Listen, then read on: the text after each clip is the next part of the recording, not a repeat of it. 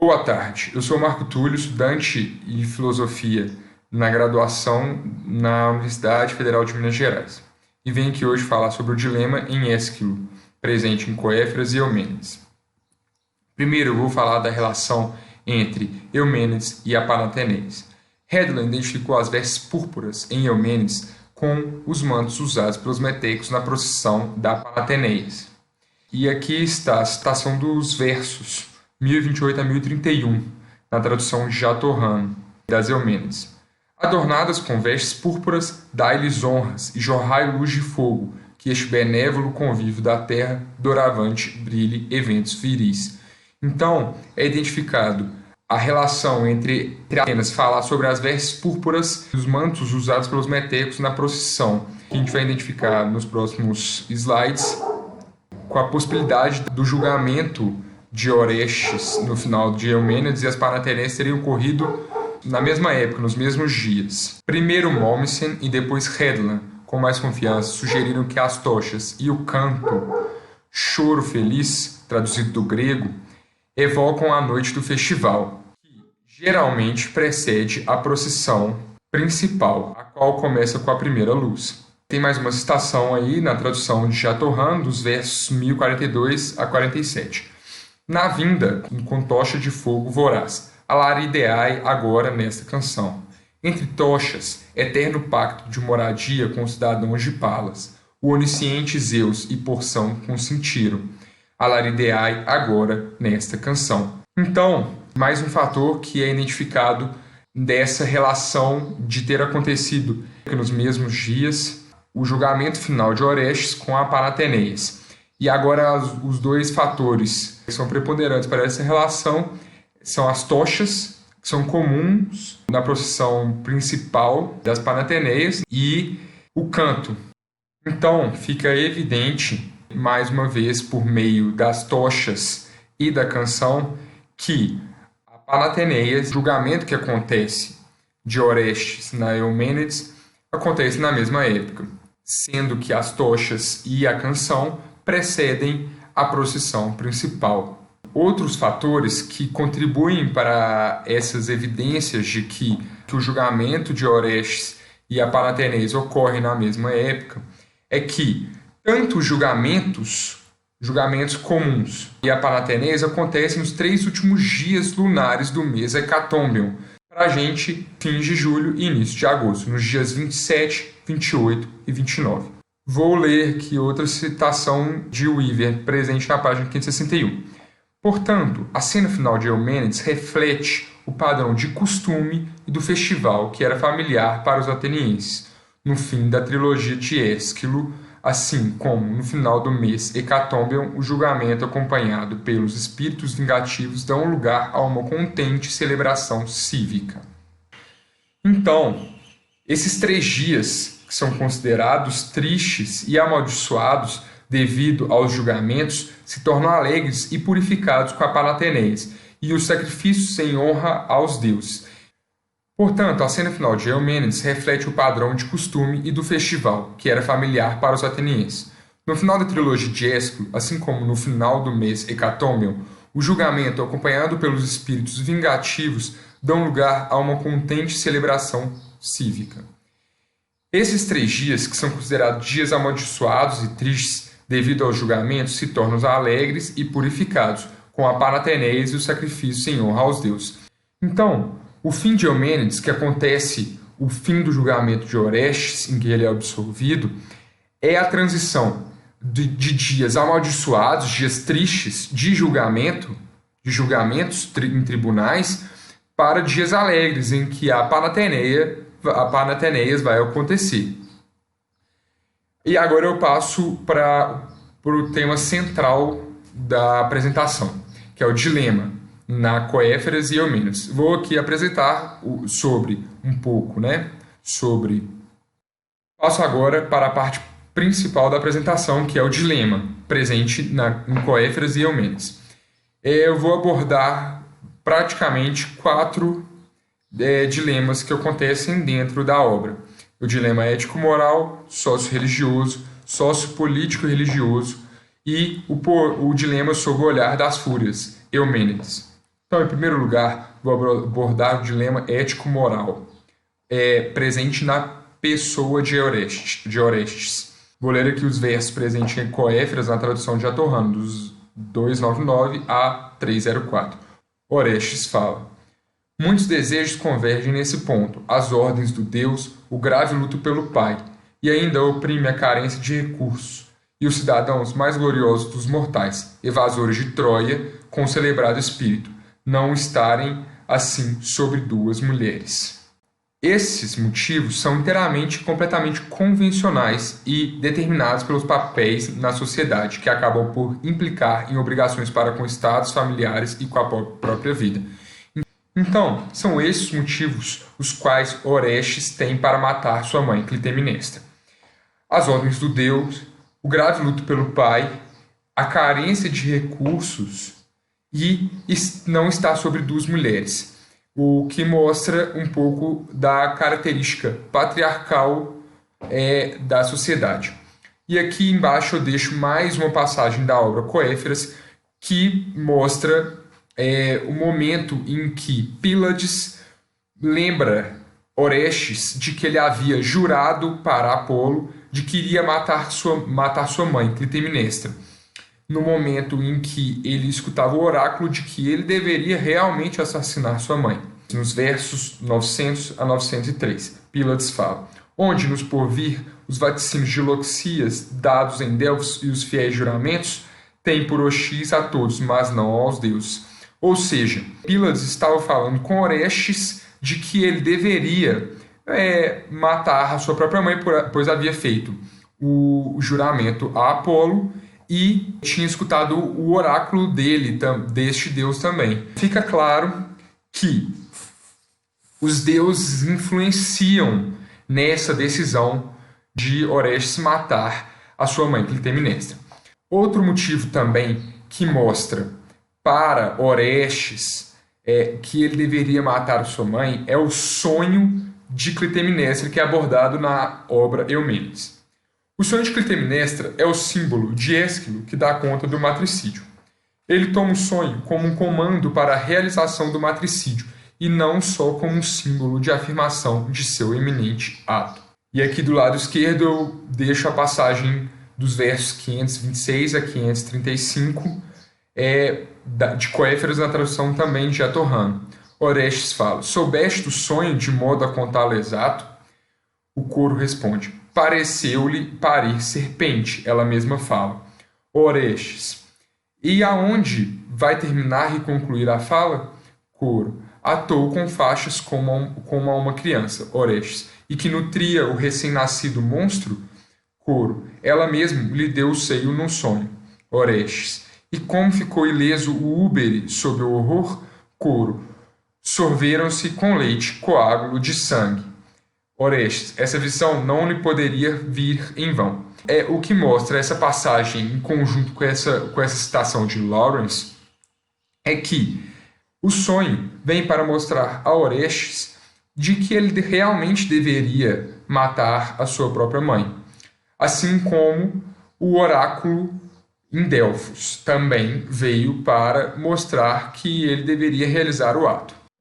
Portanto, Orestes, convencido de que realmente deveria assassinar a sua mãe Clitemnestra por ter matado Agamenon, seu pai, quando ele voltava de Troia após ter vencido a guerra. Portanto, é agora que Orestes se confronta com o dilema entre matar a sua própria mãe e entre seguir com o assassinato dela com as suas motivações. Nessa cena, Orestes é confrontado com o dilema diretamente pela primeira vez e ele se decide por prosseguir com o matricídio. Portanto, sua única defesa é a sua maternidade, falando da Clitemnestra, mãe de Orestes. Com isso, Orestes é mudado para a vergonha, a culpa. Caso contrário, ele seria visto mais como um monstro do que como uma representação de um filho nessa circunstância. Neste primeiro momento em que Orestes vê Clitemnestra e vai matar, vai assassiná-la, ele se vê frente a um dilema. Ou ele segue com o matricídio, ou ele se deixa dominar pelas emoções que ver sua mãe causa nele. Então, ele decide por prosseguir com o matricídio. E, na cena, a única defesa de Clitemnestra perante essa vontade de Orestes é apelar para a sua maternidade. E aqui está a passagem de Coéfras nos versos 896 a 899 na tradução de Jatorran. Para, filho, respeita, criança, este em que muitas vezes já sonolento, sugaste com as gengivas nutriente leite. Orestes pergunta para Pílades. Pílades, que fazer? Temo matar a mãe. Esse é o momento em que ele se vê com o dilema em suas mãos, em que ele não sabe o que fazer. Na passagem nos slides anteriores, Pílades lembra ele de que ele havia feito o juramento para Apolo e de que ele realmente deveria matar a sua mãe. Ele prossegue com o matricídio. Outro fator extremamente importante para que a gente se sinta na pele de Orestes é o fato dele realmente ter a obrigação de se confrontar com esse dilema. Porque é o que a gente espera. Não é de se esperar que um filho mate a mãe sem sentir nenhuma emoção, sem sentir nenhum pesar emocional por isso. E aqui nesse slide eu deixo algumas citações com o intuito de mostrar que é realmente um dilema ético-moral pelo qual Orestes passa nessa circunstância. E vou ler aqui a última citação. Apesar da presença física constante de Orestes no palco, ele simplesmente representa um homem decente confrontado com um dilema moral que é o foco central do drama. O que chancela essa visão de que Orestes realmente deveria passar por esse dilema no momento em que ele iria cometer o matricídio, para que a gente sentisse parte daquilo, para que não fosse um dilema só particular de Orestes, e sim um dilema de todos. Quando eu digo a gente, eu quero dizer a audiência que estava vendo a cena acontecer. E agora eu passo para outra visão sobre essa mesma circunstância, sobre essa mesma situação passada por Orestes e Clitemnestra na obra. Falar aqui na citação de Lawrence. Entretanto, a sua responsabilidade moral é mitigada pela pressão vinda de Apolo, que não é somente religiosa, mas representa uma pressão ético-social das circunstâncias. Ainda na palavras de Lawrence, não é a decisão de Orestes no contexto cultural que é problemático, mas sim o contexto cultural. Orestes naturalmente abraçava valores patriarcais e ele é obrigado a vingar seu pai, o que ele também ativamente queria. Além de passar a imagem de que Orestes realmente passou pelo dilema entre matar e não matar a sua mãe Clitemnestra, há, como a gente vai ver, uma dimensão social nesse ato de Orestes em vingar seu pai, em querer os seus bens de volta, em obedecer o deus Apolo, em obedecer o oráculo de Apolo para matar sua mãe. Isso fica evidente nas palavras de Lawrence quando ele fala: para todo o poder de Clitemnestra como uma figura no palco e a sua importância dramática como uma personificação da resistência feminina diante dos costumes, hábitos heróicos masculinos, Ésquilo se recusa a levar ela a sério como uma figura moral. Ela é representada como um monstro. Ainda nas palavras de Lawrence, Clitemnestra com certeza sabia que ela estava infringindo uma convenção moral padrão. O que acontece é que Clitemnestra matou Agamenon, por ele ter matado a sua filha Ifigênia antes de ir para Troia, com uma sugestão divina, a fim de que ele pudesse ir para Troia, para a guerra de Troia, com maior facilidade. Então, Clitemnestra, na volta de Agamenon, o mata, porque ela havia ficado sentida com essa atitude de Agamenon. Esse foi um dos motivos dela ter matado Agamenon. Com isso, o que acontece que Clitemnestra passou a ser vista, depois dela ter tido essa atitude, como um monstro. Ela estava infringindo uma convenção padrão da época, uma convenção patriarcal padrão da época, em que Agamenon era visto como um herói, pois ele era o líder dos aqueus na guerra de Troia.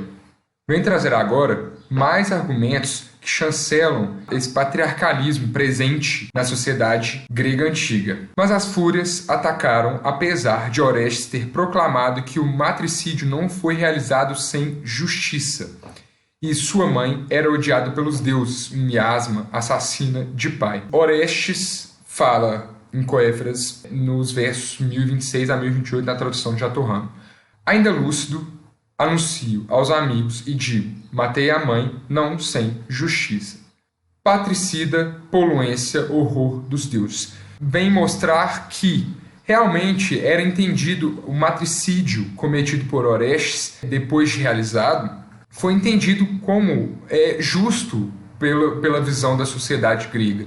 Assim como nas palavras de Orestes, no verso 1027, que considerava a sua mãe, já no verso 1028, uma patricida poluência, horror dos deuses. Ou seja, ele, além de acreditar que ele havia matado a própria mãe com justiça, ainda tinha o aval dos deuses para que esse matricídio fosse realizado. E aqui, ainda continuando nessa mesma linha de raciocínio, é mostrado que a palavra de Apolo, dirigida a esse interlocutor plural, a quem define como grande instituição de Atena, declara que é justo o ato de Orestes e que essa justiça se deve à conformidade do ato com a ordem de Zeus.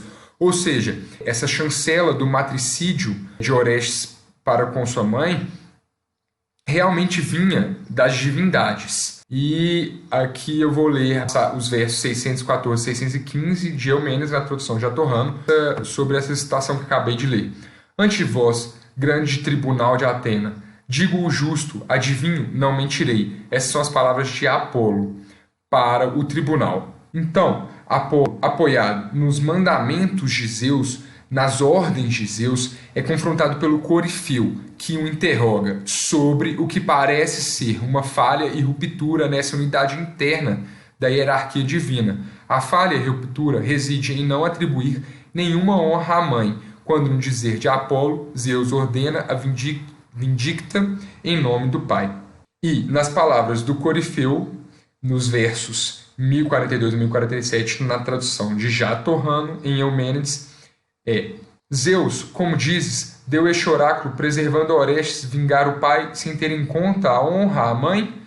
Ou seja, mais uma vez vem mostrar que realmente a mãe de Orestes, Clitemnestra, não tem nenhuma honra perante a sociedade grega antiga após ter matado o seu ex-marido Agamenon quando ele voltava de Troia. E além disso, vem mostrar que as motivações de Orestes estavam realmente de acordo com os padrões, com os costumes, com as normas e com os valores daquela sociedade. Ainda nesse sentido, do dilema socio-religioso que confronta os costumes e valores patriarcais da sociedade grega antiga, trago a fala de Apolo, em que ele mostra o valor que a mulher tem para a sociedade. Versos 656 a 666, em Eumênides na tradução de Jatorrano.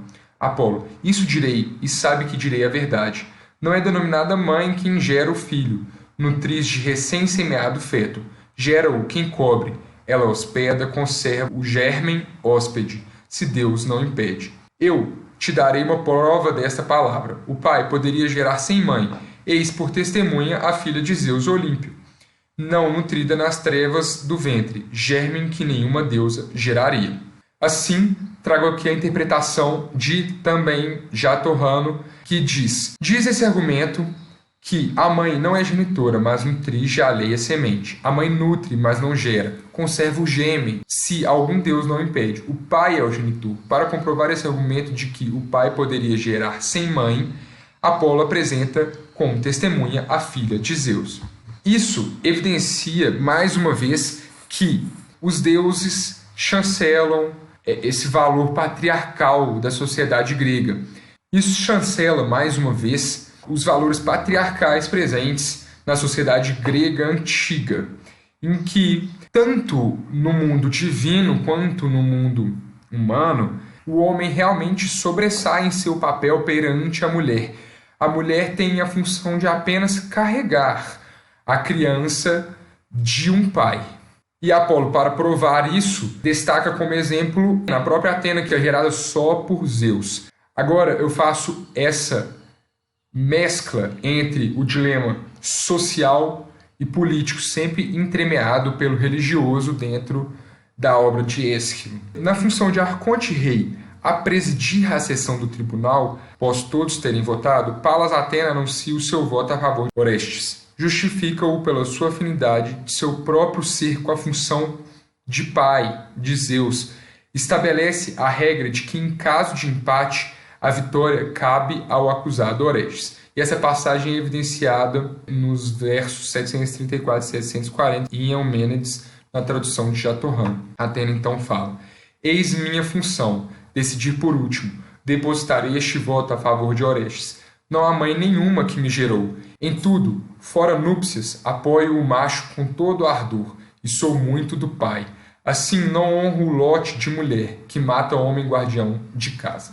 Os valores patriarcais passam realmente do âmbito social para o político, em que Atenas, influenciado por essa dimensão patriarcal, se vê a favor de Orestes, de maneira que ela vê Clitemnestra como a mulher que matou um homem, e não como a mulher que defendeu a sua filha Ifigênia perante o ato de Agamenon de assassiná-la. Para finalizar essa questão do dilema sociopolítico-religioso, eu trago aqui uma visão de Porter. A parte final de Oresteia oferece uma série emocionante de resoluções, mas falha em confrontar alguns dos importantes problemas invertidos da trilogia. Fica em silêncio sobre questões emocionais centrais anteriores e tão distorcidas. Os complexos laços entre uma mãe e a criança que ela carregou, cuidou e sobrelevou. O que está escrito aqui na visão de Porter é que Ésquilo, no final de sua trilogia Oresteia, em Eumênides, simplesmente esquece a dimensão emocional que traz esse dilema ético-moral presente em Orestes ao matar sua mãe, e as influências externas presentes na sociedade e nos valores da sociedade. Por fim, vou citar mais uma vez Porter aqui, para chancelar esse argumento. Porter fala: o modo como a trilogia termina, a cidade está renovada. Ou seja, esquece a dimensão moral, a dimensão humana da peça e enfatiza a dimensão patriarcal presente, que a polis está renovada depois de Orestes estar absolvido no julgamento de Atenas. Por último, eu venho trazer mais uma vez essas contraposições, esse dilema presente dentro da obra de Ésquilo, agora sobre o olhar das fúrias Eumênides, nas palavras de Sterling. Portanto, a lógica da obra Eumênides pode ser baseada em primeiro plano na função das fúrias, do verso 1 a 777, depois na polaridade entre elas e as Eumênides, as deusas reverenciadas, entre os versos 778 e 1020, que jogou com a alternância entre as maldições e as bênçãos divinas, e, no fim, com a capacidade delas de abençoar. E a sua contradição pode ajudar a transmitir a intratável aparente natureza que os problemas dramáticos nos fazem confrontar. Então fica evidente, as fúrias se transformam em Eumênides. Antes elas não eram desejadas, depois, no final da obra, elas passaram a ser as Eumênides, passaram a ser desejadas, mesmo morando ainda numa caverna, na cidade de Atenas. Mas esse argumento mostra, mais uma vez, e mais um dilema, mais uma contradição presente na obra de Ésquilo.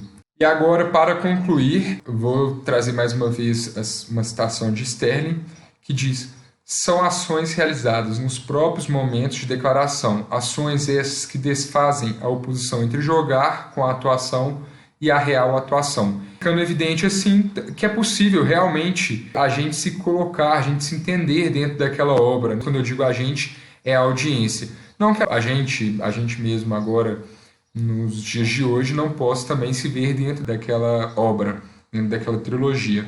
Nas palavras de Sterling aqui embaixo também, ele cita a palavra autorreferenciamento.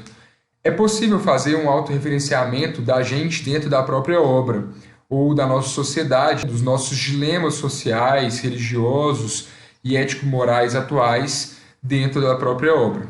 E aqui, para finalizar, nas palavras de Sterling, mais uma vez, Winnington Ingram transformou em um ponto importante. Se foi para ser entendido o mundo humano e divino, deveria ser entendido como um inteiro. O obscuro junto da luz, o mal junto do bem. Ou seja, outro ponto que eu quero trazer aqui é que essas dimensões sociais, esses dilemas, eles são confrontados e permeados pelo mundo divino, que, em conjunto com o mundo humano, eles se auto-influenciam, eles não têm uma divisão, um limite bem claro. Existe uma relação sem uma fronteira definida entre o mundo divino e o mundo humano. Eu trago aqui as referências para finalizar a apresentação.